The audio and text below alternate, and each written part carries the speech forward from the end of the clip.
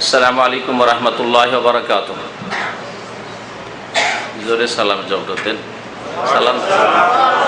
সালাম দেওয়া সুন্নাত আর সালাম জবাব দেওয়া ওয়াজিব। সুন্নাত ছাড়লে তেমন গুনাহ হয় না, কিন্তু ওয়াজিব ছাড়লে গুনাহ হয়। জানা আছে আপনাদের? ফতোয়া তো জানা আছে, আমল হ্যাঁ। আজকে এক ভাই রাস্তায় পেট্রোল পাম্পে আমাদের এক ভাইকে বলছে, উনি আপনার দাঁড়িয়ে আছে, সালাম দিলেন না। আমার সাথে একজন ছিল, পেট্রোল পাম্পে ঢুকেছে, সালাম বলেছে হয়তো আস্তে করে। তো সালাম না দেওয়ার উপর আমাদের দেশের লোকেরা কি করে, এতরাজ করে, সালাম দিলেন না কেন? আর যদি সালামের জবাব না দেন তো কত বড় এতরাজ হওয়া উচিত আপনাদের উপর। জবাব দিচ্ছেন না, বখিলি করছেন না, মহব্বত নেই বলেন? মহব্বত আছে, তাই না? সালামের সাথে আমার সাথে আমি 400-500 কিলোমিটার দূর থেকে আপনাদের জন্য এসেছি, সুতরাং কমপক্ষে এর জন্য তো মহব্বত করতে হবে। আপনারা 1-1 কিলোমিটার দূর থেকে এসছেন, আমি 500 কিলোমিটার দূর থেকে এসছি। হ্যাঁ হ্যাঁ বলেন একবার। আসসালামু আলাইকুম ওয়া রাহমাতুল্লাহি ওয়া বারাকাতুহু। আল্লাহ পাক রব্বুল আলামিন কোরআনে কারীমে বলেছেন, ওয়া ইযা হুয়্যিতুম বিতাহিয়্যাতিন ফাহাইয়্যু বিআহসানা মিনহা আও রুদ্দুহা। তোমাদেরকে যদি সালাম দেওয়া হয় বা তোহফা দেওয়া হয় তো তার চাইতে ভালো দাও, আর না হলে কমসে কম কমপক্ষে সমান দাও। তো আমি যখন ওয়া বারাকাতুহু বলেছি তো কমপক্ষে আপনাদের ওয়া বারাকাতুহু পর্যন্ত বলতে হবে। এটা হচ্ছে সুন্নাত তরিকা। ইন্নাল হামদালিল্লাহ নাহমাদুহু ওয়া নাস্তাঈনুহু ওয়া নাস্তাগফিরুহু ওয়া নাউযু বিল্লাহি মিন শুরুরি আনফুসিনা ওয়া মিন সাইয়্যাতি আমালিনা মান ইয়াহদিহিল্লাহু ফালা মুদিল্লা লাহু ওয়া মান ইউদ্লিলহু ফালা হাদিয়া লাহু ওয়া আশহাদু আল লা ইলাহা ইল্লাল্লাহু ওয়াহদাহু লা শারীকা লাহু ওয়া আশহাদু আন্না মুহাম্মাদান আবদুহু ওয়া রাসূলুহু সাল্লাল্লাহু তাআলা আলাইহি ওয়া আলা আলিহি ওয়া সাহবিহি ওয়া সাল্লামা তাসলিমান কাসীরা। ইয়া আইয়ুহাল্লাযীনা আমানু তাকুল্লাহা হাক্কা তুকাতিহি ওয়া লা তামুতুন্না ইল্লা ওয়া আনতুম মুসলিমুন। يا أيها الناس اتقوا ربكم الذي خلقكم من نفس واحدة وخلق منها زوجها وبث منهما رجالا كثيرا ونساء واتقوا الله الذي تساءلون به والأرحام إن الله كان عليكم رقيبا. يا أيها الذين آمنوا اتقوا الله وقولوا قولا سديدا يصلح لكم أعمالكم ويغفر لكم ذنوبكم ومن يطع الله ورسوله فقد فاز فوزا عظيما. أما بعد فإن خير الحديث كتاب الله وخير الهدي هدي محمد صلى الله عليه وسلم وشر الأمور محدثاتها وكل محدثة بدعة وكل بدعة ضلالة وكل ضلالة في النار. أعوذ بالله من الشيطان الرجيم. وقل الحق من ربكم فمن شاء فليؤمن ومن شاء فليكفر إنا أعتدنا للظالمين نارا أحاط بهم سرادقها الآية. সম্মানিত ব্রাদারান ইসলাম, আল্লাহ পাক রব্বুল আলামিনের যাবতীয় প্রশংসা যে আল্লাহ পাক আমাদেরকে অসংখ্য নিয়ামত দান করেছেন। তার মধ্যে সবচেয়ে বড় নিয়ামত হচ্ছে আল্লাহ পাকের দ্বীন ইসলাম। যে দ্বীন ইসলাম কবুল করার তৌফিক দান করেছেন, বলুন আলহামদুলিল্লাহ। যে দ্বীন ইসলামের ওপর আল্লাহ পাক আমাদেরকে পয়দা করেছেন, জন্মসূত্রে আমরা মুসলিম, বলুন আলহামদুলিল্লাহ।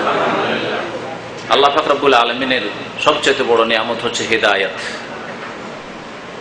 সত্যের রাস্তা দেখিয়ে দেওয়া, সত্যের রাস্তার উপর পয়দা করা। যেই ঘরে সত্যের আলো রয়েছে সেই ঘরে আল্লাহ পাক রব্বুল আলামিন আপনাকে আমাকে সৃষ্টি করেছেন। এটা আল্লাহ পাকের বড় নিয়ামত। সালাত এবং সালাম নাযিল হোক নবী মুহাম্মদুর রাসূলুল্লাহ সাল্লাল্লাহু আলাইহি সাল্লামের প্রতি, যিনি সত্য নিয়ে, হক নিয়ে দুনিয়াতে এসেছিলেন এবং তার সাথে যা নাজিল হয়েছিল তাই হচ্ছে হক। আর তিনি যা নিশ্চিহ্ন করার জন্য এসেছিলেন, যা দূর করেছিলেন মানুষ সমাজ থেকে, তার নাম হচ্ছে বাতিল, মিথ্যা।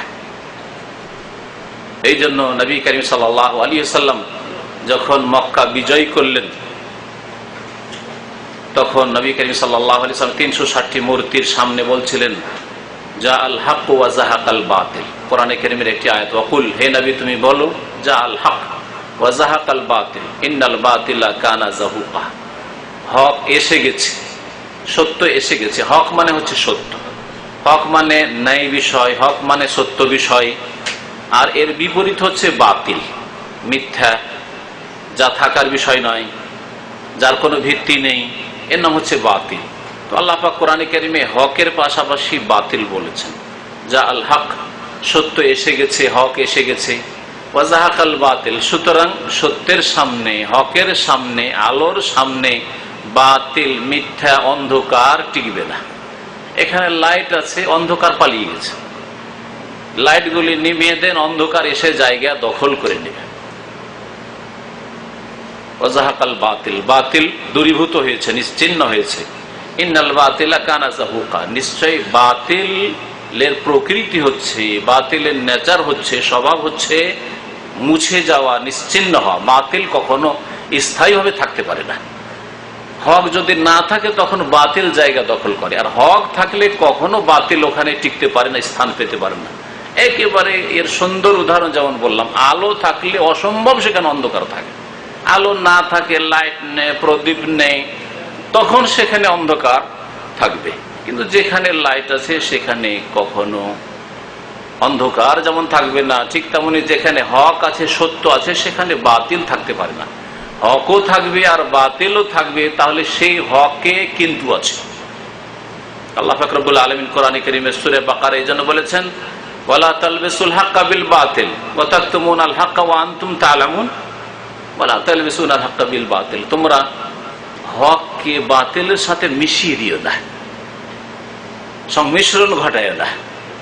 হকও বলবেন, বাতিলও বলবেন, আপনার ঘরে হকও থাকবে, বাতিলও থাকবে, আপনার আকীদাতে হকও থাকবে, ভালো থাকবে, আর মন্দও থাকবে, এটা হবে না।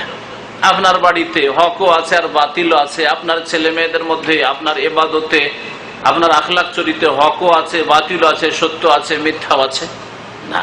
এটা বৈপরীত্যের জীবন, এটাকে বলা হয় বিপরীত জীবন। ভালো মন্দ এক মানুষের মধ্যে, ওর মগজে, ওর ইবাদতে, ওর আখলাকে, চরিত্রে, কথায় যদি হক বাতিল থাকে, তার হচ্ছে বৈপরীত্য জীবন।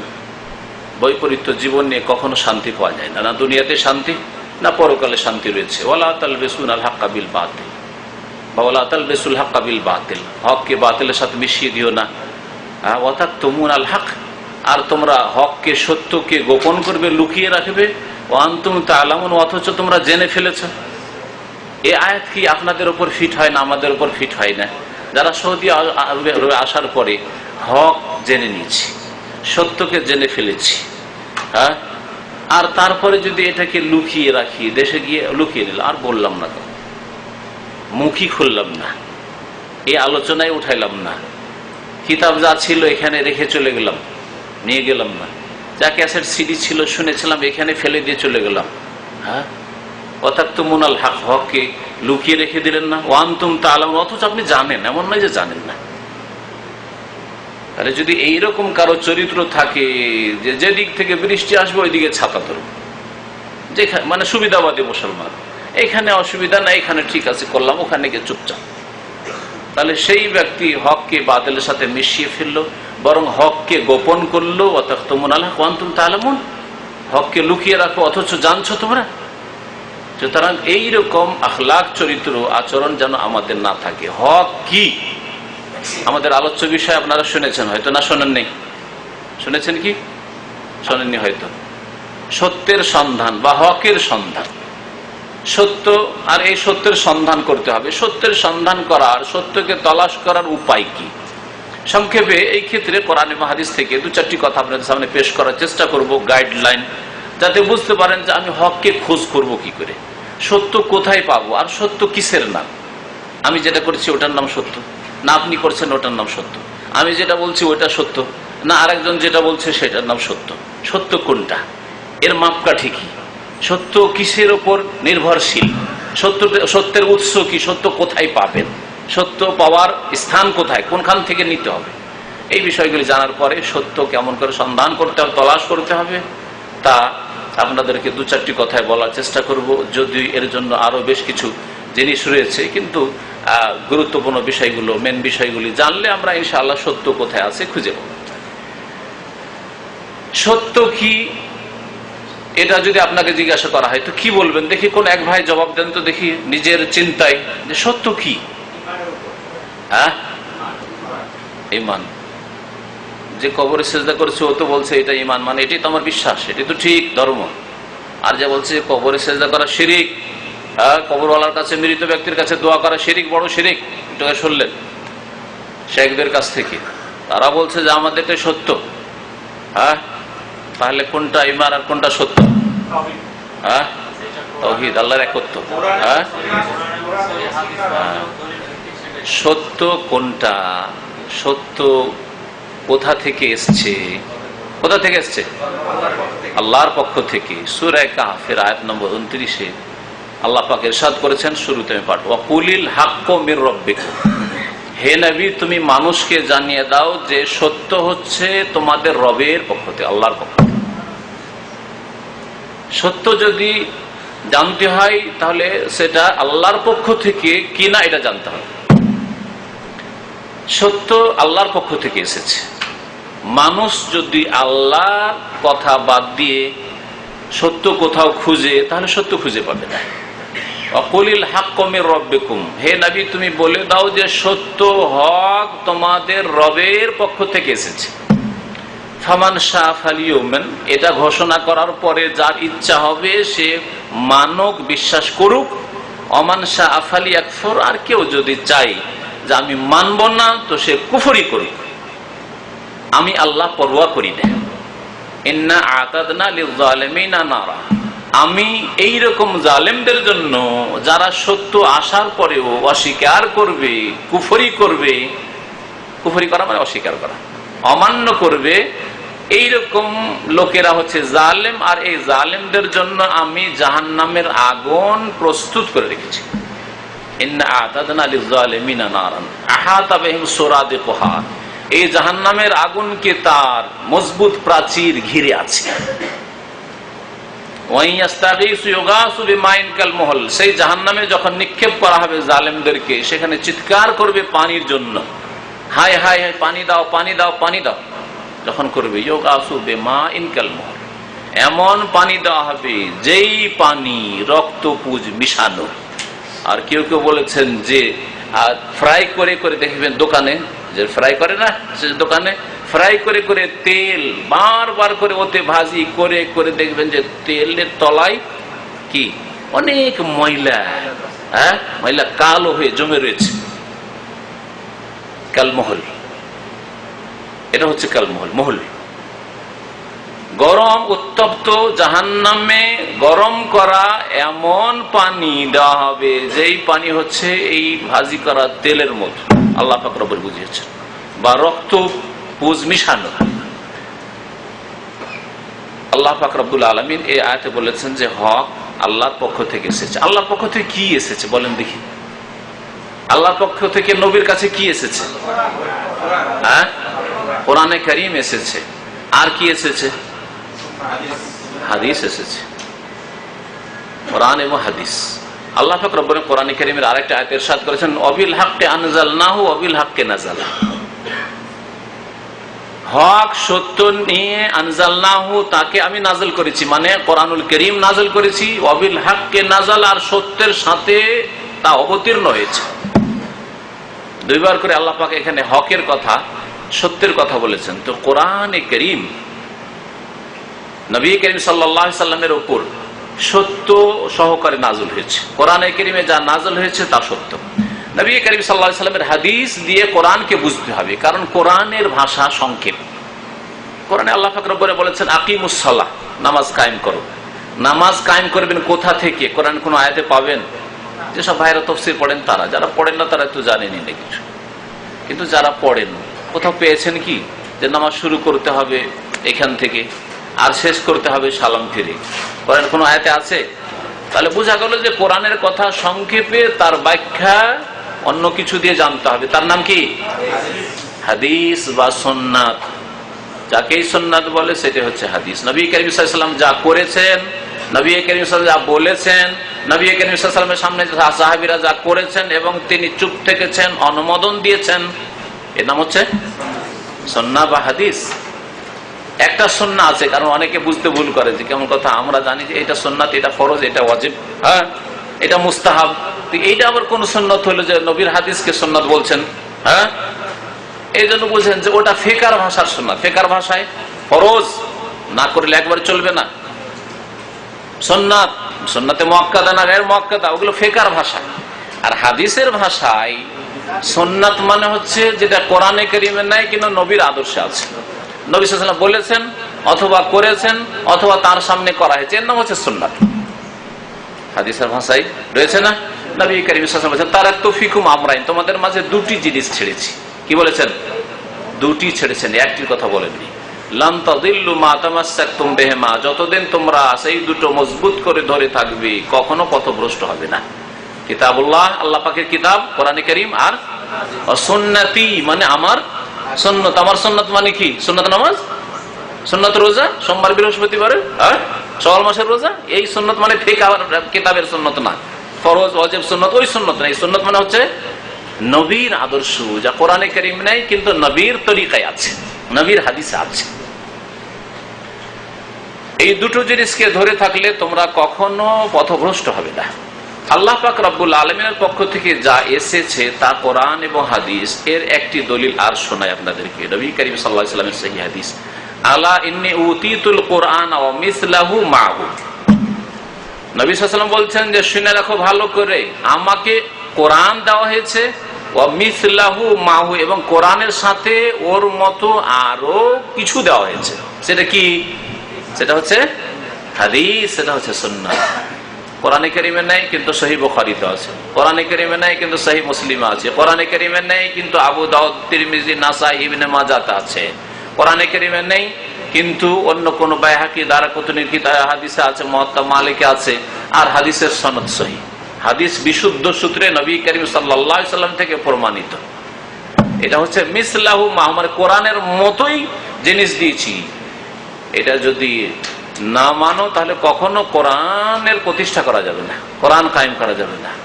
আল্লাহ বলেছেন কুতিবা আলাইকুমুস সিয়াম, রোজা তোমাদের ফরজ করা হয়েছে। কখন থেকে, কি তরিকাতে, কোন কোন জিনিস থেকে বেঁচে থাকতে হবে রোজার অবস্থায়, কি কি কাজ বা কি কি জিনিসে রোজা ভঙ্গ হয়, সব কথা কি কোরআনে কারীমে বিস্তারিত আছে। একটি কথার দিকে ইঙ্গিত আছে, পানাহার করো রাত্রে, তার মানে দিনে নয়। হ্যাঁ, সহবাস, রাত্রে তোমরা সহবাস করতে পারবে স্ত্রীর সাথে, তার মানে দিনে পারবে না। তো তিনটে জায়গায় বাকি। হ্যাঁ, তাহলে বোঝা গেল যে কোরআনে কারীমের সাথে হক হচ্ছে রাসূলুল্লাহ সাল্লাল্লাহু আলাইহি ওয়াসাল্লামের হাদিস। কোরআন এবং হাদিসে নেই এমন কিছু, সেটাকে যদি কেউ দিন মনে করে, ধর্ম মনে করে, আল্লাহকে রাজি করার উদ্দেশ্যে পালন করে, তাহলে সেটা হক নয়। তাহলে তার নাম কি হবে? বাতিল হবে। সেটা শিরকও হইতে পারে, সেটা বিদআতও হইতে পারে, শিরক নাও হইতে পারে, বিদআত হইতে পারে, সেটা ইসলাম বিরোধী কাজ হইতে পারে, সেটা হক নয়। তাহলে হক জেনে নিন, হক হচ্ছে কোরআন এবং হাদিস, এবং কোরআন এবং হাদিসে যা কিছু আছে সেটা হচ্ছে হক। তাহলে হক পাওয়ার উৎস হচ্ছে আপনাকে নিতে হবে কোরআন থেকে বা হাদিস থেকে। নবী করিম সাল্লাল্লাহু আলাইহি ওয়াসাল্লাম হাদিস দ্বারা বুঝতে পারলেন যে এই দুটো জিনিসকে মজবুত করে ধরে থাকো, তাহলে গোমরাহ পথভ্রষ্ট হবে না। হকের তলাশ করবেন, এটা হচ্ছে আসল বিষয়। কেমন করে তলাশ করবেন হককে, হকের সন্ধান কেমন করে পাবেন? এর জন্য প্রথম কথা, চেষ্টা করেছেন কোনোদিন, চিন্তা করেছেন কোনোদিন যে আমি হক কেমন করে পাবো? আমি অনেকবারই বলি, আর এর আগের আলোচনাতে হয়তো বলেছি হতে পারে, কারণ প্রায় বলতে থাকি যে যখন মানুষ এমন জায়গায় পড়ে যেখানে চিন্তা করতে বাধ্য, তখন অবশ্যই সে চিন্তা করে। যেমন সৌদি আরব এসেছেন, এখানে আসার পরে বেশ কিছু জিনিস দেখছেন যে ধর্মের নামে ওগুলো দেশে হচ্ছে, এখানে হয়নি। তাহলে এখন চিন্তা করতে বাধ্য আপনি। চিন্তা ভালো করে করেন অথবা না করেন, কিন্তু আপনার চিন্তায় আপনার মন মগজ আঘাত করছে যে ব্যাপারটা কি। আপনি হয়তো দিন ধর্মের ধার ধারেন না, আপনি হয়তো নামাজ রোজার ধার ধারেন না, আপনি জান্নাত জাহান্নাম বলে ফিকির চিন্তা করেন না, সেই জন্য আপনার বেশি মাথা ব্যথা না। আপনি জাহান্নামে গেলেই বা কি, আর মুসলিম হয়ে মরলেই বা কি, আর কাফের হয়ে মরলেই কি, বেদিন বেধর্মী হয়ে মরলেই কি। কিন্তু তারপরেও মাঝে মধ্যে বিবেক বলছে যে আরে বাবা, যা এরা করছে যে এই দেশেরটা ঠিক না ওই দেশেরটা ঠিক, এটা কিন্তু আপনার চিন্তায় আসছে। মাথা ঘামান না, ছেড়ে দিচ্ছেন, কারণ আপনার এই নিয়ে বেশি ব্যস্ততা নেই, আপনার কোনো চিন্তা নেই যে কোথায় যাচ্ছেন, জান্নাতের দিকে যাচ্ছেন না জাহান্নামের দিকে যাচ্ছেন। কিন্তু যেসব ভাই মুসলিম হয়ে বাঁচতে চায়, আর মুসলিম হয়ে মরতে চায়, আর মুসলিম হয়ে আল্লাহর দরবারে উঠতে চায়, মুসলিম হয়ে হাসরের মাঠে আসতে চায়, রাসূলুল্লাহ সাল্লাল্লাহু আলাইহি ওয়াসাল্লামের উম্মতের পরিচয় কিয়ামতের দিনে দিতে চায়, যাতে নবী করিম সাল্লাল্লাহু আলাইহি ওয়াসাল্লামের শাফাআত পায়, নবী করিম সাল্লাল্লাহু আলাইহি ওয়াসাল্লাম হাউজে কাউসার থেকে পানি পায়, আর জান্নাত হাসিল করে কামিয়াব হতে পারে, তার অবশ্যই মাথার ব্যথা হওয়া উচিত। আমাকে চিন্তা করতে হকটা পাবো কোথায়, হক এটা না সেটা, এখানে হক না সেখানে হক। এখানে যদি দুজন দুটো কথা বলে তো কার কথাটা হক, তাহলে আপনাকে তলাশ করতে হবে। হকের তলাশ কেমন করে হবে, এর জন্য কয়েকটি কথা আপনাদের সামনে বলবো কোরআন এবং হাদিসের আলোকে, আর সেগুলিকে মনে রাখবেন আর কাজে লাগাবার চেষ্টা করবেন। প্রথম কথা, আল্লাহকে ভয় করতে হবে। হকের তলাশের জন্য আল্লাহকে ভয় করতে হবে, আল্লাহকে ভয় করার মতো ভয় করতে হবে। প্রত্যেক মুসলিম বলে যে আমি আল্লাহকে ভয় করি, কিন্তু কতটা ভয় করেন সময় বোঝা যাবে। সময় বোঝা যাবে। নির্জনে কোন একটা যদি মহিলা পেয়ে যায় তখন তার ইমানের পরীক্ষা কতটা আল্লাহকে ভয় করে, তাই না? যদি একটা বড় ধরনের টোপ পেয়ে যায় যে এখানে লটারি, আর লটারিতে 1 লাখ রিয়ালি একেবারে, তখন বোঝা যাবে যে হালাল হারাম বাছাই করি না করে না, তাই না? যদি কোথাও ভয় দেখানো হয় যে তুমি যদি এই দিন পালন নামাজ পড়ো তাহলে তোমার চাকরি শেষ, তখন বোঝা যাবে যে আসলে কি আপনি আল্লাহকে ভয় করেন না আপনি আপনার ম্যানেজারকে ভয় করেন, আপনার চাকরি চলে যাওয়াকে ভয় করেন। দুনিয়া আপনার ধান্দা না আখিরাত সুন্দর করা আপনার চিন্তা, তখন বোঝা যাবে। আর এমনিতে মুখে তো প্রায় লোকই বলছে আমরা আল্লাহকে ভয় করি, কে কতটা ভয় করেন কাজের সময় প্র্যাকটিক্যালি বোঝা যায়, তাই না? তো এই জন্য আল্লাহ পাক রব্বুল বলছেন যে আয়াতগুলি নবী করিম সাল্লাল্লাহু আলাইহি ওয়াসাল্লাম সুন্নতি খুতবায় পাঠ করতেন, ইয়া আইয়ুহাল্লাযীনা আমানুত্তাকুল্লাহ হাক্কা তুকাতিহি, আল্লাহকে ভয় করো, ভয় করার মতো যথাযথ ভয় করো। তাহলে এমন ভয় করতে হবে যেই ভয় আপনাকে সোজা চলতে বাধ্য করে, সোজা চলতে ভয় করে বাধ্য করে। আপনার এমন ভয় হইতে হবে যে সোজা চলতে আপনি যেন বাধ্য হয়। সোজা চলা মানে তিনটি কথা এখানে বলি। সোজা চলা মানে হচ্ছে যে আপনি ইসলামিক জীবন যাপন করবেন, অন ইসলামিক জীবন নয়, এর নাম হচ্ছে সোজা চলা। বেনামাজির জীবন নাই, নামাজের জীবন। সততার জীবন, বেঈমানির জীবন নাই। আমানতের জীবন, খেয়ানতের জীবন নাই। নামাজি, ধার্মিক, আর মুসলিমের মতো ফরজ ওয়াজিব আদায় করেন, হারাম নাজায়েজ কাবিরা থেকে বেঁচে থাকেন, সাগিরা থেকে বেঁচে থাকার চেষ্টা করেন। এর নাম হচ্ছে কি আল্লাহকে ভয়ের একটা দিক, যে আল্লাহকে ভয় করেন তাই আপনি ফরজ ওয়াজিব আদায় করেছেন, এতে কোনো ঘাটতি করেন না। 4 ওয়াক্ত 3 ওয়াক্ত নামাজ পড়েন না, আল্লাহ 5 করেছেন, 5-এ 4.5 করেন না। রোজা 29-30, তাতে 28টাও করবেন আপনি, ঠিক না? হজ ফরজ হয়েছে, হজ না করে দেশে যাচ্ছি না, হজ করি দেশে যাব। জাকাত ফরজ হয়েছে, 1000 রিয়াল 1000ই দেব, 5000 রিয়াল 5000ই দেব, 1 পয়সা কম, 1 রিয়ালও কম করবো না। তাহলে ইসলামিক জীবন যাপন করা গায়র ইসলামী বেদিনী জীবন যাপন নাই। এটা হচ্ছে আল্লাহকে ভয় করার একটা প্রমাণ লক্ষণ। আল্লাহকে ভয় করার আর একটি দিক হচ্ছে যে আপনি তৌহিদবাদী মুসলিম হবেন, আল্লাহর একত্ব প্রতিষ্ঠাকারী মুসলিম হবেন। আপনার আকীদায়, ইবাদতে, আমলে শিরকের গন্ধ পর্যন্ত যেন না থাকে, যে কোনো অবস্থায় শিরক মুক্ত। না আপনি দুর্গায় বিশ্বাসী, না দরগায় বিশ্বাসী, না মাজারে বিশ্বাসী, না পীর মুরিদিতে বিশ্বাসী, না আপনি তাবিজ তোমারে বিশ্বাসী, না বালাই বিশ্বাসী, না জিন আপনার ক্ষতি করতে পারে, না ফেরেশতা ক্ষতি করতে পারে, না কোনো পীর ওলি ক্ষতি করতে পারে। একমাত্র আল্লাহ পাক রব্বুল আলামিন সবকিছুর মালিক। এই যে ঈমান, এটা হচ্ছে তৌহিদি জীবন। ইসলামিক জীবন বললাম, তৌহিদি জীবন। আর 3 নম্বর হচ্ছে সুন্নতি জীবন। সুন্নতি জীবন, নবী করিম সাল্লাল্লাহু আলাইহি ওয়াসাল্লামের আদর্শ মোতাবেক আমি চলবো এবং খোঁজ করে চলবো যে কোনটা নবীর তরিকা। আমি বিদাতি জীবন যাপন করব না, ধর্মের নামে করব, আল্লাহকে পাওয়ার জন্য করব, নবীর শাফাত পাওয়ার জন্য করব, অথচ নবীর তরিকায় নাই। কার তরিকা? অমুক সাহেবের তরিকা, অমুক সাহেবের তরিকা, ওই ভারতের জনপুরীর তরিকা, তো অমুক তরিকা, তমুক তরিকা। কেন? আরে মদিনার তরিকা নিতে অসুবিধাটা কি আপনার? সারা দুনিয়ার মানুষ মদিনার তরিকার উপর ইত্তেফাক করতে পারে, একমত হইতে পারে, কিন্তু বলবেন এটা ভারতীয় তরিকা, এটা পাকিস্তানি তরিকা, এটা হচ্ছে অমুক তরিকা, কোনদিন একমত হবেন হবে। কিন্তু যদি বলেন যে ভাই আসুন না, তাআলাউ ইলা কালিমা, এমন একটা কথার দিকে আসো, আল্লাহ কোরআনে কারীমে বলেছেন, সেই দাওয়াতের কথাই বলছি। আল্লাহ খ্রিস্টানদেরকে দাওয়াত দিয়ে বলছে আহলাল কিতাব, ইহুদিদেরকে খ্রিস্টানদেরকে দাওয়াত দিয়ে বলেছেন ইয়া আহলাল কিতাব, হে আহলে কিতাবরা তাআলাউ ইলা কালিমা, এমন একটা কথা মেনে নাও না, সাওয়াইম বাইনানা ওয়া বাইনাকুম, আমাদের মাঝে তোমাদের মাঝে সমান বরাবর, আল্লাহ না'বুদা ইল্লাল্লাহ, আল্লাহ ছাড়া কারো ইবাদত করবেন না, আল্লাহ এক ও একক, আল্লাহ তিন নয়, আল্লাহ দুই নয়, এবং আল্লাহ ছাড়া কাউকে দাতা মনে করবেন, আল্লাহ ছাড়া কাউকে সেজদা করবো না, আল্লাহ ছাড়া কাউকে ডাকবো না। আল্লাহ না'বুদা ইল্লাল্লাহ ওয়ালা নুশরিকা বিহি শাইআ, আল্লাহর সাথে, আল্লাহর জাতে সত্তায়, আল্লাহর সিফাতে গুণাবলীতে, আল্লাহ পাকের কাজে, বান্দার ইবাদতে, আমার ইবাদত বন্দেগীতে, আমার রুকুতে, সিজদাতে, দুআতে, কুরবানিতে, মান্নতে, কোনো কিছুতে ওয়ালা নুশরিকা বিহি শাইআ, আল্লাহর সাথে শরীক করব না।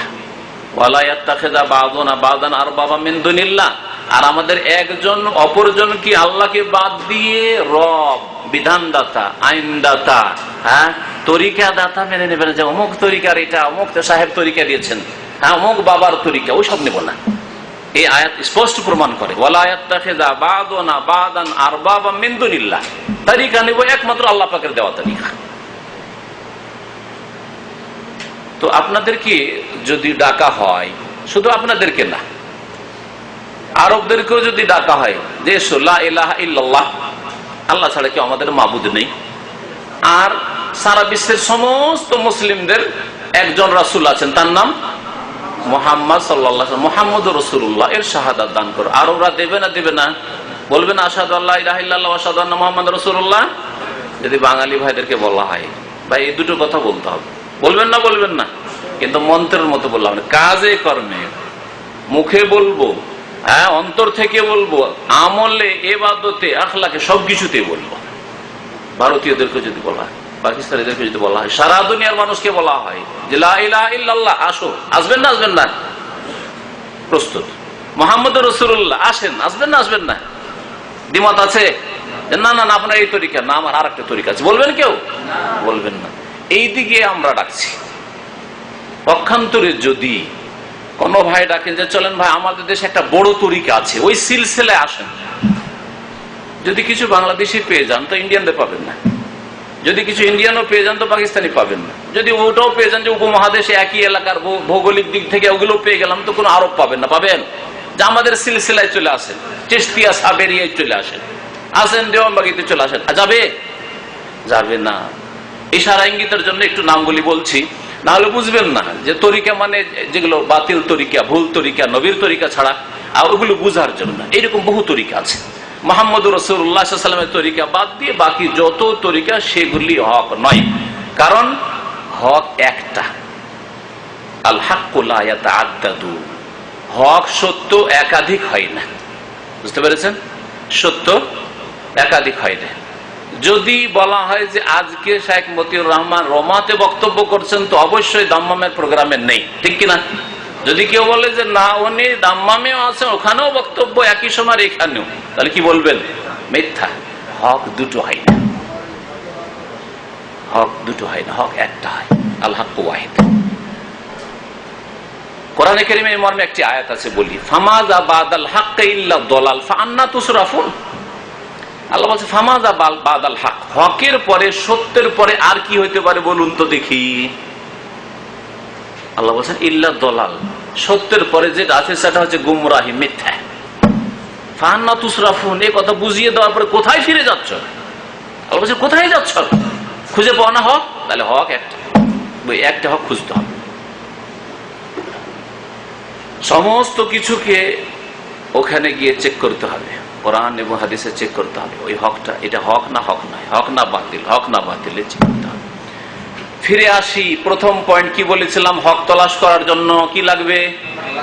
আল্লাহকে ভয় করা, তাকওয়া লাগবে, ভয় করার মতো ভয় করতে হবে।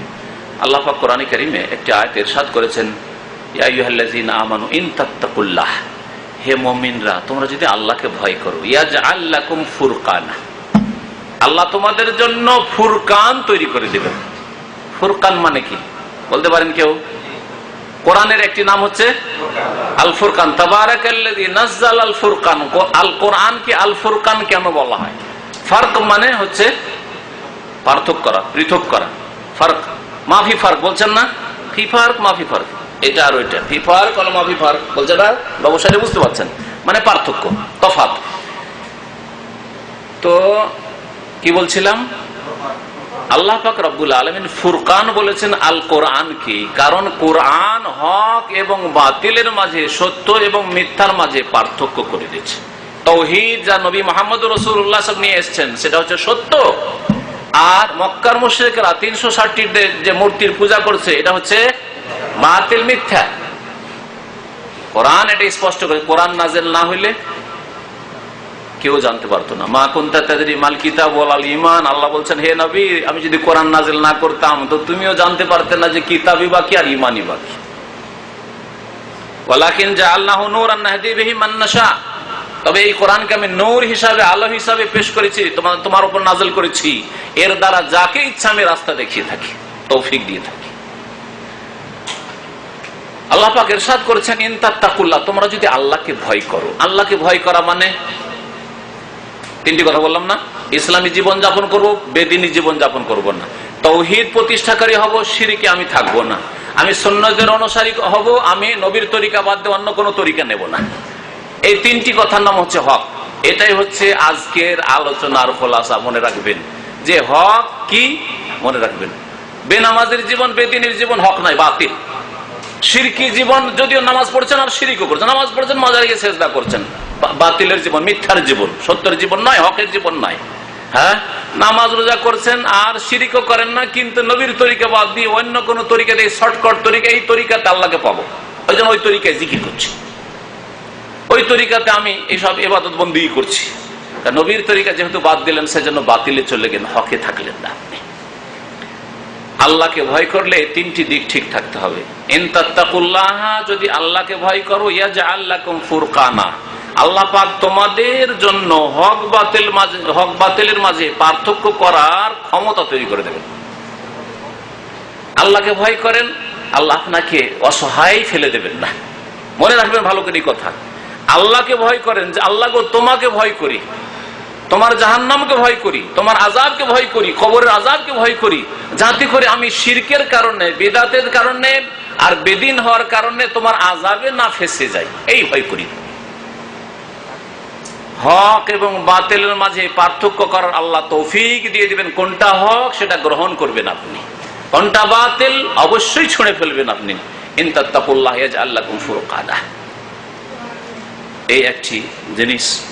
দ্বিতীয় জিনিস বা দ্বিতীয় বিষয় যার মাধ্যমে হককে তলাশ করবেন সেটা হচ্ছে আল্লাহ পাকের কাছে বেশি বেশি দোয়া করা, খুব বেশি দোয়া করতে হবে। সূরা ফাতিহা গতানুগতিক পড়বেন না, দুয়ার মতো দোয়া পড়বেন। ইহদিনাস সিরাতাল মুস্তাকিম, আল্লাহ আমাকে সহজ সরল পথ দেখাও। সূরা ফাতিহা না পড়লে নামাজ হয় না, তাই পড়ছি না, ওটা তো আছেই, কিন্তু আমি এতে 5 ওয়াক্তে প্রত্যেক রাকাতে আল্লাহর কাছে দোয়া করছি, আল্লাহ আমাকে সোজা পথ দেখাও। সোজা পথ কোনটা? আমার বাপদাদা যেটার উপর আছে সেটা সোজা পথ, না অন্যরা যেটার উপর আছে সেটা সোজা পথ? যেটা সোজা পথ সেটাই হচ্ছে হক, ওই পথটা দেখাও। এই দোয়াটি খালেস অন্তর থেকে করবেন। আপনার অন্তরে যদি খুলুসিয়ত না থাকে তো কাজ হবে না। দোয়া করতে হবে, আল্লাহর কাছে দোয়া করতে হবে। নবী করিম সাল্লাল্লাহু আলাইহি ওয়াসাল্লাম, আপনি চিন্তা করতে পারেন, নবীও দোয়া করেছেন হেদায়েতের জন্য, নবীও দোয়া করছেন হক পাওয়ার জন্য। নবী করিম সাল্লাল্লাহু আলাইহি ওয়াসাল্লাম থেকে সহিহ মুসলিমের একটি হাদিস রয়েছে, আল্লাহুম্মা রাব্বা জিবরাইলা ওয়া মিকাইলা ওয়া ইসরাফিলা, হে আল্লাহ তুমি জিবরাইলের মালিক রব, মিকাইলের মালিক মিকাইলের রব, ইসরাফিলের রব, আসমান জমিনের রব। আনতা তাহকুম বাইনা ইবাদিকা ফিমা কানু ইখতালিফুন, আল্লাহ তুমি বান্দাদের মাঝে ফয়সালা করো, যখন তারা মতবিরোধ করে, যদি ঝগড়া বিবাদ করে, তুমি একমাত্র ফয়সালাকারী, চূড়ান্ত ফয়সালা আর কেউ করতে পারে না। ইহদিনি লিমাখতুলিফা ফীহি মিনাল হাক্কি বিইজনি, আল্লাহ তুমি হেদায়েত করো ওই ক্ষেত্রে যেই ক্ষেত্রে মানুষরা মতবিরোধ করেছে, দলাদলি করেছে। আজকে কত দল মুসলিম সমাজে। নবী করিম সাল্লাল্লাহু আলাইহি সাল্লামের জামানায় যখন একটি মাত্র দল ছিল, উম্মাতান ওয়াহিদা, ওয়া কাযালিকা জাআলনাকুম উম্মাতান ওয়াসাতা, আর অন্য আয়াতে রয়েছে ইন্না হাযি উম্মাতুকুম উম্মাতান ওয়াহিদা, একটি উম্মত। তখন নবী করিম সাল্লাল্লাহু আলাইহি সাল্লাম দোয়া করছেন যে ইহদিনি লিমাখতুলিফা ফীহি মিনাল হাক্কি বিইজনি, এই যে হকের ক্ষেত্রে, সত্যকে পাওয়ার ক্ষেত্রে মানুষরা যে ইখতিলাফ করেছে, মতবিরোধ করেছে, দ্বন্দ্ব করেছে, সেই ক্ষেত্রে আমাকে সঠিক পথ দেখা। সাইয়্যিদুল মুরসালিন খাতামুন নবীন, সৃষ্টির সেরা মুহাম্মদুর রাসূলুল্লাহ সাল্লাল্লাহু আলাইহি ওয়াসাল্লাম দোয়া করেছেন সঠিক পথ পাওয়ার জন্য আর হক পাওয়ার জন্য। আর আমি যদি বলি যে আমি তো মদিনা ফারেক, আমার আবার হক পাওয়ার জন্য দোয়া করতে হবে, তাহলে বেকুফি নয়? আপনি যদি বলেন আমি দাওরা ফারেক আর আমাকে আবার হক শিখাতে এসেছেন, আমি কামেল পাস আর আমাকে হক শিখাতে এসেছেন, তো আপনার এটা অজ্ঞতা নয়? অবশ্যই, অবশ্যই। ইব্রাহিম আলাইহিস সালাতু সালাম কি বলতে পারেন আপনি? বাপের বিরুদ্ধে সংগ্রাম আর নিজেই মূর্তি ভাঙছেন। এখন আপনি চিন্তা করেন তো দেখি, যে আপনি যদি ওই রকম পরিস্থিতি থাকতেন, গোটা দেশের মধ্যে একজন আপনি, ইব্রাহিম একা এক উম্মত, কোরআনে আল্লাহ বলছেন। আর সে ইব্রাহিম আলাইহিস সালাম মূর্তি ভাঙার পরও কি কল্পনা করা যায় যে তার দ্বারা বিভ্রান্তি হতে পারে, তিনি ভুল পথে যেতে পারেন? কল্পনা করা যায় না, ঠিক না? তারপরে ইব্রাহিম আলাইহিস সালাম দোয়া করেছেন ওয়াজনুবনি ওয়া বানিয়া আন না'বুদাল আসনাম। সূরা ইব্রাহিম পড়ে দেখুন, আল্লাহ আমাকে বাঁচিয়ে রাখিও, বানিয়ে আমার ছেলে মেয়েদেরকে, সন্তান সন্ততিকে বাঁচিয়ে রাখিও, আর না'বুদাল আসনাম, এই গায়রুল্লাহ, আল্লাহ ছাড়া অন্যের পূজা থেকে, এই মূর্তি পূজা থেকে। আমার বাপ যেই পথে রয়েছে, বাতিলে রয়েছে, দেশবাসী যাতে রয়েছে, এমনটা নয় আবার মূর্তি আজকে ভাঙলাম 10 বছর পরে আবার ওই দিকে ফিরে যায়। আমি মূর্তি ভাঙলাম, আমার ছেলে মেয়েরা যেন বাতিলের দিকে ফিরে যায়, এমনটা যাতে না হয়। ইব্রাহিম আলাইহিস সালাম দোয়া করেছেন, মুহাম্মদুর রাসূলুল্লাহ দুই আল্লাহর খলিল অন্তরঙ্গ বন্ধু দোয়া করছেন। আপনাকে আমাকে কত দোয়া করতে হবে অন্তর থেকে? হতে পারে যে আমার মধ্যে কিছু ভুল আছে, হতে পারে আপনার মধ্যে কিছু ভুল আছে। যে 3টি দিক বললাম, বেদিনী জীবনযাপন নয়, আর শিরকি জীবনযাপন নয়, আর বিদাতি জীবনযাপন নয়। এই 3টা থেকে মুক্ত হইতে হবে। 3টে বাতিল আর হক বললাম, তৌহিদ, সুন্নাত আর ইসলামী জীবনযাপন। এই হকের তলাশ করার জন্য আল্লাহ পাকের কাছে দোয়া করতে হবে। নবী করিম সাল্লাল্লাহু আলাইহি ওয়াসাল্লাম দোয়া করতেন যে আল্লাহুম্মা ইন্নী আসআলুকা ইলমান নাফিআ, আল্লাহ মানফানি বিমা আল্লামতানি, আল্লাহ আমাকে যা শিখিয়েছো তাতে থেকে আমাকে লাভবান করো, উপকৃত করো। যা আমি জেনেছি সেটা আমার জন্য যেন উপকারী হয়, অপকারী নয়, ক্ষতি না হয়। আপনি যদি ভুল শিখেন আর ভুল ওজিফার বই পড়েন আর ভুল বিদাতি বই পড়েন আর যদি আল্লাহর কাছে অন্তর থেকে দোয়া না করেন, তো কোত্থেকে হেদায়েত পাবেন আপনি? নবী করিম সাল্লাল্লাহু আলাইহি সাল্লাম দোয়া করেছেন যে আল্লাহ যা আমি শিখছি তার থেকে আমাকে লাভবান করো দুনিয়া আখিরাতে। হক পেতে হলে তা আল্লাহ পাকের কাছে দোয়া করতে হবে। হক পেতে হলে 3 নম্বরে যা লাগবে সেটা হচ্ছে ইখলাস, আন্তরিকতা, নিষ্ঠা, একগ্রতা, মনের চাহিদা, অন্তরের চাহিদা লাগবে। এবং মনের কুপ্রবৃত্তি, মনের যে কামনা বাসনা, এর থেকে মুক্ত হতে হবে। আমার মনের কোনো চাহিদা নেই, আমার লাগাম আল্লাহর হাতে দিয়ে দিচ্ছি, আমার লাগাম মুহাম্মদুর রাসূলুল্লাহ সাল্লাল্লাহু আলাইহি ওয়াসাল্লামের হাতে দিয়ে দিচ্ছি, আল্লাহ পাকের হাতে দিচ্ছি। আমাকে কোরআনে টেনে নিয়ে যাবে, কোরআন যেদিকে সেদিকে আমাকে টেনে নিয়ে যাবে। রাসূল সাল্লাল্লাহু আলাইহি ওয়াসাল্লামের হাদিস, যেদিকে রাসূলুল্লাহ সাল্লাল্লাহু আলাইহি ওয়াসাল্লাম গিয়েছেন ওইদিকে আমি। 60 বছর বয়সে আমার মতো লোকের যদি ভুল প্রমাণ হয়ে যায়, আমার ছাড়তে একটু মানহানি আর ইজ্জত চলে যাবে, কি বলবে লোকের, ওইসব পরোয়াই নেই। এর নাম হচ্ছে ইখলাস। আর আপনার আজকে 30 বছর বয়সে যদি আপনার স্পষ্ট হয়ে যায় যে আরে আমরা ভুল করছি না কিরে, তারপরে যদি আপনার শয়তান আবার এসে আপনাকে ওয়াসওয়াসা দেয় যে তুই যদি আজকে তোর এটা ছেড়ে দিস, তার মানে তোর বাপ মাকে ছেড়ে দেওয়া হচ্ছে, তোর বাপ মা এইসব এর উপর চলে গেছে, মাজার এসব শিরক বিদআত তাবিজ তোমার এসবের উপর চলে গেছে, আর তুই এগুলো ছেড়ে দিবি, তাহলে তোর মা বাপকে তুই বেকুব মনে করিস নাকি? শয়তান কিন্তু বুঝাচ্ছে এটা। খবরদার, শয়তানের সুযোগ দেবেন না। ওয়ালা তাত্তাবিউ খুতুওয়াতিশ শায়তান, শয়তানের পায়ে পা রাখিও না। শয়তান যে কুপরামর্শ দিচ্ছে ওই খারাপ পরামর্শ নিয়েন না। কাফের মুশরিকদের কথা ছিল যে ওয়াজাদনা আলাইহি আবানা কাযালিকা ইয়াফআলুন, বাপ দাদা করেছে আমরা কেমনে ছাড়ি। কিন্তু একজন মুসলিম কখনো এই কথা বলবে না বাপ দাদা করেছে কেমনে ছাড়ি। মুহাম্মদুর রাসূলুল্লাহ সাল্লাল্লাহু আলাইহি ওয়াসাল্লাম করেছেন কেমনে ছাড়ি কথা বলবে না। নবী করেছেন কি করে ছাড়তে পারি, অসম্ভব কথা, ঠিক না? খোলাফায়ে রাশিদিন করেছেন কি করে ছাড়তে পারি, এটা হচ্ছে একজন মুসলিমের কথা। আল্লাহর কাছে ইখলাসের সাথে চাইতে হবে। নবী করিম সাল্লাল্লাহু আলাইহি ওয়াসাল্লাম প্রসিদ্ধ হাদিস আপনারা জানেন, ইন্নামাল আমালু বিন্নিয়াত, বুখারীর হাদিস, মুসলিমের হাদিস, ইন্নামাল আমালু বিন্নিয়াত, সমস্ত মানুষের কর্ম আমল নির্ভর করে তার নিয়তের উপর। নিয়ত মানে হচ্ছে অন্তরের ইচ্ছা, অন্তরের ইখলাস, আন্তরিকতা, যে আল্লাহ গো আমি হক পথ চাই, আল্লাহ গো আমি সত্য পথ চাই, আল্লাহ গো আমি জান্নাতের রাস্তা চাই, আল্লাহ গো তোমার নবীর তরিকা চাই আমি। ইন্নামাল আমালু বিন্নিয়াত। এর উপর আপনার আমল নির্ভর করছে। যদি সত্যিকার অর্থে আল্লাহর কাছে এটা চান তো অবশ্যই আল্লাহ পাক রব্বুল আলামিন দেবেন। আল্লাহ কলবের অবস্থা সবচেয়ে বেশি জানেন, বরং দুনিয়ার মানুষ নিজের কলবের অবস্থা ছাড়া কিছুটা ওইটুকু জানেন নিজের কলবের অবস্থা। আপনি যতটা আপনার কলবের অবস্থা জানেন তার চাইতে আল্লাহ পাক অনেক বেশি জানেন, ঠিক কিনা? আর অন্যের পাশে লোকটা বসে আছে, ওর কলবে কি আছে, মনে কি আছে, শুধু প্রাইজের জন্য এসছে না দিন শিখার জন্য এসছে, ওর মনে সততা আছে না অসৎ নিয়ত নিয়ে এসছে, আপনি জানতে পারবেন? জানার কোনো উপায় নেই। তো আল্লাহ পাক অন্তর্যামী, আলিমুন বিজাতিস সুদূর। কোরআনে কারিমে আল্লাহ পাকের একটি আয়াত রয়েছে, ওয়ালাউ আলিমাল্লাহু ফীহিম খায়রান লা আসমাহুম। আল্লাহ যদি তাদের অন্তরে, কাফেরদের অন্তরে কোন কল্যাণ জানতে পারতেন যে এই লোকগুলি শুনলে হিদায়াত হবে, তো আল্লাহ তাদের শোনাই দিতেন লা আসমাহুম। তাহলে বোঝা গেল যে আল্লাহ অন্তর দেখেন, যে এই লোকটাকে কোরআনের কথা শুনিয়ে দিলে, রাসূলের হাদিসের কথা শুনিয়ে দিলে মানবে না মানবে না আল্লাহ ভালো জানেন। আল্লাহ যদি জানতেন তার অন্তরে কল্যাণের কথা, মঙ্গলের কথা, লা আসমাহুম, তাহলে তাদেরকে অবশ্যই শুনিয়ে দিতেন। কিন্তু এই কাফের, এই বিধর্মী, আল্লাহ বলছেন আল্লাহ যদি শুনিয়ে দেন এরা এমন অবাধ্য হয়েছে যে মানতে রাজি হবে না। যেমন এক সেই লোকেরা আছে, প্রথম কথা শুনতে রাজি না, শুনবে না, আসবো না, ওদের যাবো না, ওদের আলোচনা, জালিয়াতে যাবো না, ইসলামী সেন্টারে যাবো না, শায়েখদের আলোচনা শুনবোই না, এখানকার কথাই শুনবো না। আর যদি শুনেও নেই মুখ ফিরিয়ে পালাবে। এটা কাফেরদের চরিত্র আল্লাহ উল্লেখ করেছেন কোরআনে কারীমে। কোরআনের কথা শুনতেই রাজি না, লা তাসমাউ লিহাযাল কোরআন, খবরদার কোরআন শুনেন মুহাম্মদের কাছ থেকে, ওয়ালগাউ ফি, চিৎকার করো, হইচই করো, যদি আওয়াজ চলে আসে হইচই করো যাতে শুনতে না পাও, লাআল্লাকুম তাগলিবুন, তাহলে জিততে পারবে। আর যদি শুনে নেই তো পালাতে শুরু করবে, এইরকম চরিত্র রাখবেন না। তো বলছিলাম যে ইখলাস, অন্তরের কথা, ইখলাস মানে অন্তরের খুলুসিয়াত, আন্তরিকতা। অন্তরের কথা আল্লাহ পাক ভালো করে জানেন। আপনার অন্তরে, আমার অন্তরে যদি খুলুসিয়াত থাকে, অন্তর থেকে আল্লাহর কাছে চান যে আল্লাহ আমি সঠিক পথ চাই, সঠিক পথ চাই, তাহলে আল্লাহ পাক অবশ্যই আপনাকে দেবেন সঠিক পথ ইনশাআল্লাহ তাআলা।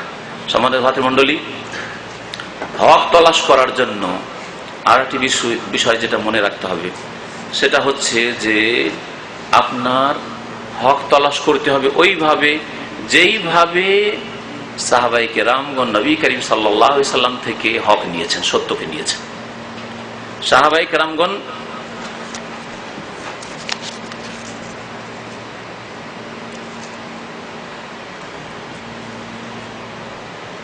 কেরামগণ যেইভাবে ইসলাম শিখেছেন, যেইভাবে পালন করেছেন, ওইভাবে, ওই দৃষ্টিভঙ্গি নিয়ে ইসলাম বুঝতে হবে আর ওইভাবে আমল করতে হবে।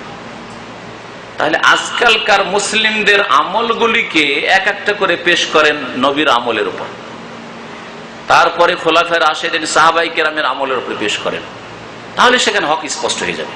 তাহলে কোরআন এবং হাদিসকে বুঝবেন এবং আমল করবেন কিভাবে? যেভাবে সাহাবীরা করেছেন। এই কথাটাকে বেশি লম্বা করার সময় যেহেতু নেই, সেজন্য সংক্ষেপে বলছি। নবী করিম সাল্লাল্লাহু আলাইহি ওয়াসাল্লামের জামানায়, সাহাবায়ে কেরামদের জামানায় 5 ওয়াক্ত নামাজ ছিল না? ছিল না? ছিল না? ছিল। 5 ওয়াক্ত নামাজের আযান ছিল না? ছিল না? ছিল। যদি এই মসজিদে আগামীকালকে থেকে সকাল 10টায় একটা আযান আর একটা জামাত হয়, তো কি বলবেন এটাকে? হ্যাঁ, এটা নবীর জামানায় ছিল। যদি আপনার জিজ্ঞেস করেন এটা নবীর জামানায় ছিল না? ছিল না, কি বলবেন? নাই, নবীর জামানায় ছিল না, সাহাবীদের জামানায় ছিল না। নবী করিম সাল্লাল্লাহু আলাইহি ওয়াসাল্লামের জামানায় কদরের রাত ছিল না? ছিল না? লাইলাতুল কদর, শবে কদর ছিল না? ছিল না? ছিল। হ্যাঁ, তারা শবে কদর বুঝেছেন, লাইলাতুল কদর বুঝেছেন, ইন্না আনজালনা ফি লাইলাতুল কদর। সুতরাং আজকেও কিয়ামত পর্যন্ত লাইলাতুল কদর থাকবে। নবী করিম সাল্লাল্লাহু আলাইহি ওয়াসাল্লামের জামানায় শবে বারাত, লাইলাতুল বারা বলে কোন বারাতের রাত ছিল কি ছিল না? হ্যাঁ, ছিল না। যদি কেউ ছিল বলেন তো এক আয়াত তো নেই, হাদিস। কদরের রাত সম্পর্কে আয়াত পেশ করলাম, ইন্না আনজালনাহু ফি লাইলাতুল কদরে, লাইলাতুল কদরে খায়রুম মিন আলফি শাহর। আল্লাহ কোরআনে খবর করে লাইলাতুল কদর, লাইলাতুল কদর করছেন। লাইলা মানে হচ্ছে সব, মানে রাত, আর কদর মানে সম্মানিত রাত। তো যে আল্লাহ লাইলাতুল কদর বললেন, যদি নবী সাল্লাল্লাহু আলাইহি ওয়াসাল্লামের জামানায়, সাহাবায়ে কেরামের জামানায় শবে বরাত থাকতো, তো লাইলাতুল বারাত বলতে অসুবিধাটা কি নবীর? একটা হাদিস দেখেন আল্লাহর ওয়াস্তে, একটা হাদিস লাইলাতুল বারাতের দেখিয়ে দেন আর তারপরে সবে বরাত করেন, কোনো আপত্তি নেই। কিন্তু দেখাতেও পারবেন না আর বলবেন আমি এটা ধরে থাকবো, তাহলে আপনি হক চান না, আপনি সত্যকে চান না। নবী করিম সাল্লাল্লাহু আলাইহি ওয়াসাল্লামের জামানায় শাবান মাসে বেশি বেশি রোজা রাখা ছিল না ছিল না? আস্তে করে বলছেন, মনে হচ্ছে জানা নাই সম্পর্কে। বেশি বেশি, ভালো করে শুনবেন, আমি বলছি না যে 15 শাবানের রোজা, শুধু শাবান মাসে নবী সাল্লাল্লাহু আলাইহি ওয়াসাল্লাম বেশি বেশি রোজা রেখেছেন না রাখেননি? সহিহ মুসলিমের হাদিস, মা আয়েশা রাদিয়াল্লাহু তাআলা বলছেন, ওয়া কানা ইয়াসুমু শাবানা ইল্লা কালিলা। রাসূলুল্লাহ সাল্লাল্লাহু আলাইহি ওয়াসাল্লাম শাবান মাসের অল্প কটি দিন ছাড়া বাকি দিন সবগুলিতে রোজা রাখতেন। তাহলে বেশি বেশি রোজা রাখতেন না রাখতেন না? এক শাবান থেকে শুরু করে আজকে কত শাবান হইল? হ্যাঁ, কত শাবান? জি, চিন্তা করেন যে এক শাবান থেকে শুরু করে আপনি রাখেন না 20 শাবান 25 শাবান পর্যন্ত, ব্যাস হাদিসে নিষেধ আছে রমজান শুরু হওয়ার একদিন দুই দিন আগে রোজা রাখবেন না। 28, 29, 30 এগুলি তো রোজা রাখেন না, সন্দেহের দিন। তারপর রমজানের একদিন দুদিন আগে, লা তাকাদ্দামু রমাদানা বিসাওমি ইয়াউমিন আও ইয়াউমাইনি, রমজানের একদিন দুদিন আগে রোজা তোমরা রাখবে না, নিষেধ করেছেন। আব্বা কি আপনি খুব বেশি করে রোজা রাখেন, আপনাকে তো উত্তম বিকল্প দিচ্ছি। আপনি 5টা 10টা 20টা রোজা রাখেন, সেটা রাখবেন না বলছি, ভালো জিনিসটা বলছি, হক বলছি, নবীর তরিকা বলছি, আর ওই 15 শাবানে একটি মাত্র রোজা রাখবেন, কেমন কথা হইল? আপনি তাহলে হক বাতিল আপনি চেক করার চেষ্টা করেন। এক তো লাইলাতুল বারাত, সবে বরাত কোরআন হাদিসে কোথাও নেই। তারপর রোজা রাখার জন্য ভালো আপনাদেরকে 5 দিন 7 দিন 10 দিন দিচ্ছি, তা না রেখে, আর যদি নাই পারেন যে না আমি বেশি পারবো না, 3টাই রাখবো, 1টাই রাখবো, তুই একটা প্রথম টিকি রাখেন, ওই 15ই কেন? যেটাতে এমন লোকেরা করছে যাদের কাছে দলিল প্রমাণ কিছু নেই, বুঝতে পারছেন? জাল কথার ওপর ভিত্তি করে কেন রাখবেন? সুতরাং আপনি যদি একটা পারেন, সোমবারে নবী রেখেছেন রাখেন, বৃহস্পতিবারে রাখেন, হ্যাঁ এইভাবে রোজা রাখেন। যাই হোক, উদাহরণ দিলাম কিসের? যে আপনি হক কেমন করে চিনবেন। হক চেনার জন্য একটি উপায় যে আপনার আমল সাহাবায়ে কেরামদের আমলদের মতো হবে, আমলের মতো হবে। সাহাবায়ে কেরামদের জামানায় যেমন আমল ছিল তেমন আমল হইতে হবে। আল্লাহ পাক কোরআনে কারীমের একটা আয়াতে ইরশাদ করে সূরা বাকারাতে, ফাইন আমানু বিমিসলি মা আমানতুম বিহি, তোমরা যদি ওই রকমই ঈমান আনো যেমন তারা ঈমান এনেছে, মানে সাহাবীদের ঈমানের মতো। তাহলে সাহাবীদের ঈমান আদর্শ, কিন্তু খোলাফায়ে রাশিদিনের ঈমান আদর্শ।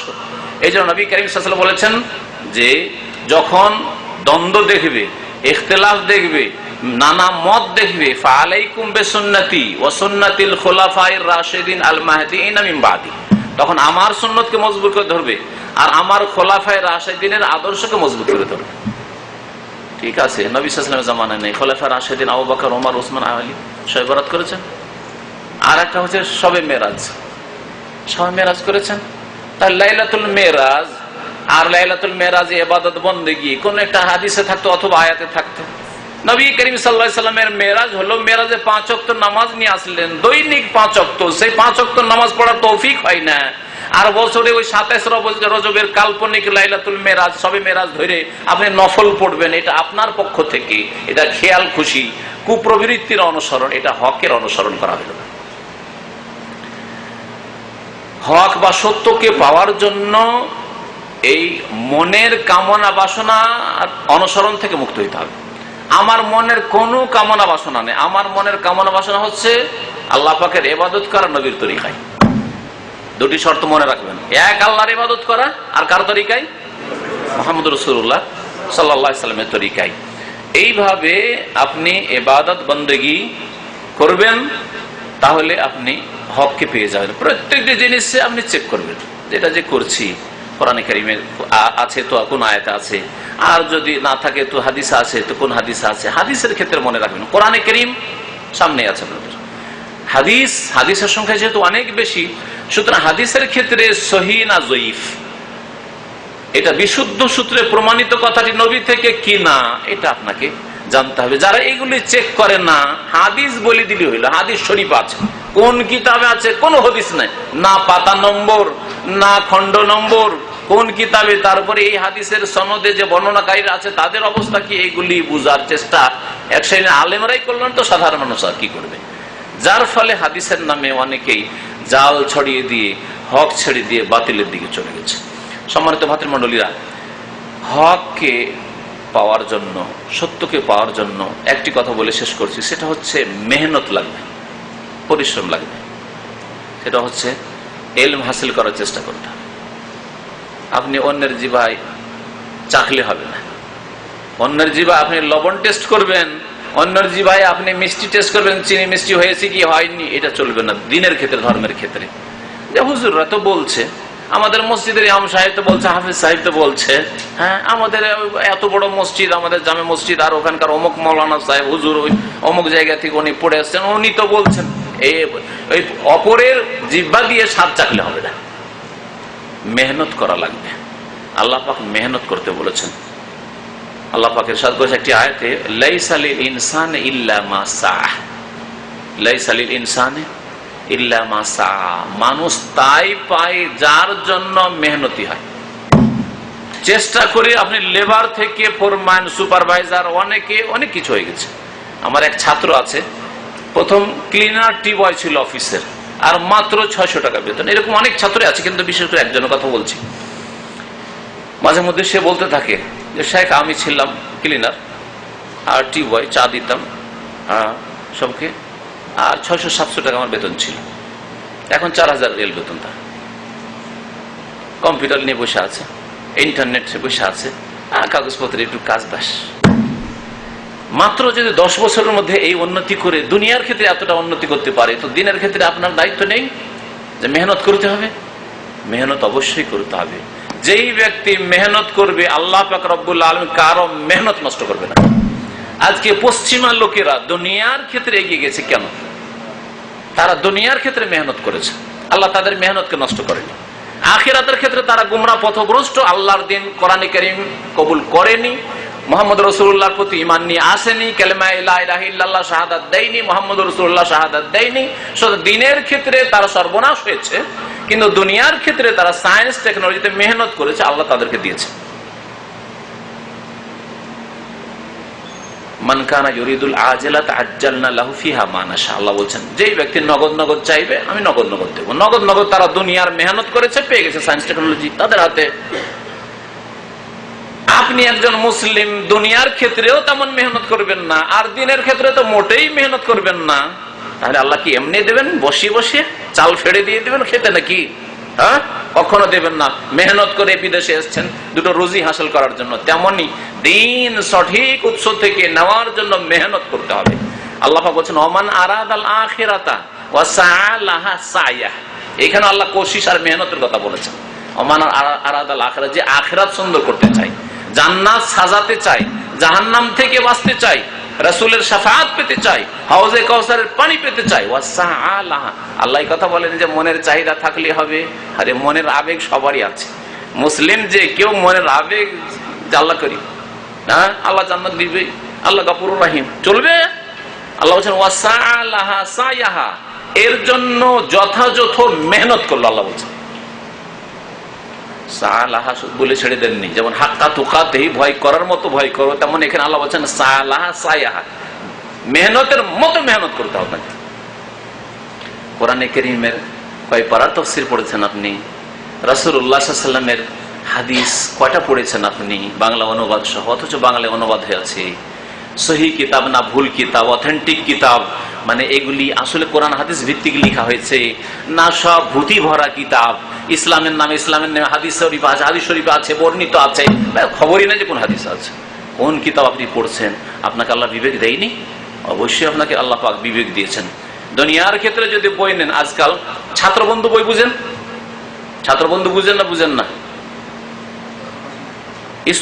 স্কুলে যারা পড়ে তাদেরকে বিভিন্ন সাবজেক্ট সম্পর্কে মানে সহজে প্রস্তুতি নেওয়ার জন্য এমন সাজেশন বই, যেটা সাজেশন বই আমরা ওই ছোট কালে যখন পড়েছি ওই ছাত্র বন্ধু বলে জানতাম, মানে সাজেশন বই, যাতে সহজে ওই সাবজেক্টগুলো সহজ করা আছে আর একসাথে সবগুলি আছে। পরীক্ষার সময় ওই বইটা পড়লে আপনি মোটামুটি পাস করে ভালো রেজাল্ট করতে পারলেন। হ্যাঁ, সাজেশন বুক।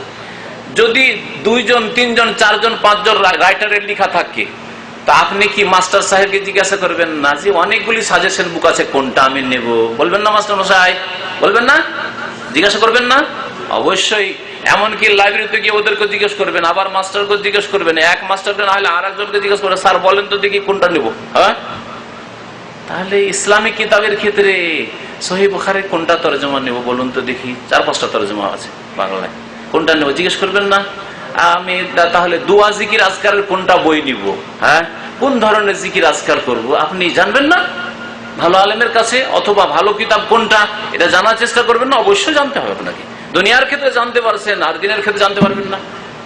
স্কুলে ভর্তি করার ক্ষেত্রে জানতে পারছেন যারা শিক্ষিত মানুষ, আর ঢাকায় থাকেন, ঢাকায় কোনটা সবচেয়ে ভালো স্কুল, কত পয়সা লাগে এবং কেমন পড়াশোনায়, ভালো খবর আছে। খবর নাই? খবর আছে। এই যে এখান থেকে দেশে যাবেন, কোন ফ্লাইটের সার্ভিস ভালো, হ্যাঁ, আর কোন ফ্লাইটে মাল সামান বেশি যায়, সব খবর আছে। বিমানে যাবো ভাই, ওতে একটু মাল বেশি নিয়ে যাওয়া যায়, জানেন না খবর? আমি প্রচার করতে আসিনি এক কথায়, কিন্তু অনেক ভাইরা বলে অমুকটাই যাবো, ওতে সার্ভিসটা ভালো, ডাইরেক্ট 4 ঘন্টা 5 ঘন্টার মধ্যে পৌঁছে যাবে। এগুলো খবর রাখেন না? দুনিয়ার খবর রাখছেন। ইয়ালামুনা যাহিরাম মিনাল হায়াতিদ দুনিয়া, দুনিয়ার অনেক খবর রাখছেন। আর রাসূলুল্লাহ সাল্লাল্লাহু আলাইহি ওয়াসাল্লামের তরিকা কোন কিতাবে পাবো, কিভাবে পাবো, কোন জায়গায় গেলে পাবো, এখানে সৌদি আরবে কোনখানে শিখার সুযোগ সুবিধা আছে, জানার চেষ্টা করবেন না? অবশ্যই চেষ্টা করতে হবে। সালাহা সায়াহা, মেহনতের মতো মেহনত যদি করে, ফাউলাইকা কানা সায়ুহুম মাশকুরা, তাহলে তাদের মেহনতের আল্লাহ পাক মান মর্যাদা দেবেন, মূল্যায়ন করবেন, হ্যাঁ, কদর করবেন। মাশকুরা, আল্লাহ পাক তাদের শুকরিয়া আদায় করবেন, ধন্যবাদ, তোমরা মেহনত করেছো, তোমরা মেহনত করেছো বান্দা, তোমাদের মেহনতের কদর করি। আল্লাহ যদি কাফেরের মেহনতের কদর করে, দুনিয়ায় মেহনত করেছে, উন্নতি করে যাচ্ছে তারা, হ্যাঁ, এরোপ্লেন তৈরি করছে, আর কত কি তৈরি করছে, হ্যাঁ, আর আপনি আমি দিনের মেহনত করব, আল্লাহ দেবেন না? অবশ্যই দেবেন। আল্লাহ পাক রব্বুল আলামিন মানুষের মেহনতকে নষ্ট করেন না। ইন্না লা নুদিয়ু আজরা মান আহসানা আমালা, যে ভালো কাজ করে, ভালো কর্ম করে, তার আমলকে, তার কর্মকে আমি বিফল করি না, ব্যর্থ করি না, আল্লাহ পাক বলেছেন। আল্লাহ পাক রব্বুল আলামিন যেন সত্যকে সন্ধান করার, তলাশ করার আমাদের সকলকে তৌফিক দান করেন। সত্য কোথায় আছে তা উদ্ঘাটন করার আল্লাহ পাক যেন তৌফিক দান করেন, আর বাতিল থেকে আল্লাহ পাক আমাদেরকে বেঁচে থাকার তৌফিক দান করেন। আল্লাহ পাক রব্বুল আলামিন যেন কোরআনের কাছে ফিরে আসার, রাসূলের হাদিসের কাছে ফিরে আসার তৌফিক দান করেন। আল্লাহ পাক রব্বুল আলামিন আমাদের দুনিয়াতে যেন সুখী রাখেন, আর আখিরাতে যেন সুখী করেন, আর মওতের সময় কালেমায়ে তাইয়্যিবা লা ইলাহা ইল্লাল্লাহ শাহাদাত দেওয়ার তৌফিক দান করেন, মুহাম্মদুর রাসূলুল্লাহ শাহাদাত দেওয়ার যেন তৌফিক দান করেন। আল্লাহ পাক আমাদের গুনাহ খাতা যেন মাফ করে দেন, আমাদের সকলকে জান্নাতুল ফিরদাউস যেন দান করেন। যেসব ভাইরা এখানে হাজির হয়েছেন তাদের বালা মুসিবত, বিপদ আপদ যেন দূর করে দেন। কোনো ভাই অসুস্থ থাকলে আল্লাহ পাক যেন সুস্থতা দান করেন। কোনো ভাই পেরেশানিতে থাকলে, দুনিয়ার পেরেশানি থেকে আল্লাহ পাক মুক্ত করেন। কোনো ভাই যদি আধা নামাজি, বেনামাজি থাকেন, আল্লাহ পাক তাদেরকে হিদায়াত দান করেন। যেসব ভাইরা নামাজ পড়েন কিন্তু গাফিলতি করেন, ওয়াক্ত পার করেন, আল্লাহ পাক তাদেরকে সুন্দর করে নামাজ কায়েম করার তৌফিক দান করেন। যেসব ভাইরা বিভিন্ন গুনহায় ডুবে আছেন, আল্লাহ পাক গুনাহ থেকে মুক্ত হওয়ার তৌফিক দান করেন। আল্লাহকে ভয় করেন, আমাদেরকে যেন অন্তর দান করেন, ইখলাস অন্তরে পয়দা করার তৌফিক যেন দান করেন। আমাদেরকে দ্বীনের ইলম শিখে সুসজ্জিত হওয়ার যেন তৌফিক দান করেন। আর এই দ্বীনের ইলম সৌদি আরব থেকে, তৌহিদের দেশ থেকে, আল্লাহ পাকের একত্ব যেখানে আছে, আল্লাহ ছাড়া অন্য কাউকে এখানে সেজদা হয় না, আল্লাহ ছাড়া এখানে অন্য কারোর কাছে ইয়া ফলা মাদাদ অমুক তমুক করা হয় না। এই দেশ থেকে সঠিক ইলম, ভালো ইলম নিয়ে যাওয়ার তৌফিক দান করেন। এখান থেকে আল্লাহ পাক হজ উমরা নিয়ে যাওয়ার তৌফিক যেন বেশি বেশি দান করেন। এখান থেকে আল্লাহ পাক রব্বুল হালাল রিজিক নিয়ে যাওয়ার যেন তৌফিক দান করেন। আল্লাহ পাক রব্বুল আলামিন আমাদের যেন দুনিয়া এবং আখিরাত দুটোই যেন সুন্দর করেন। রব্বানা আতিনা ফিদ দুনিয়া হাসানা ওয়া ফিল আখিরাতি হাসানা ওয়া কিনা আযাবান নার। সুবহানা রাব্বিকা রাব্বিল ইজ্জাতি আম্মা ইয়াসিফুন ওয়া সালামুন আলাল মুরসালিন ওয়াল হামদুলিল্লাহি রাব্বিল আলামিন।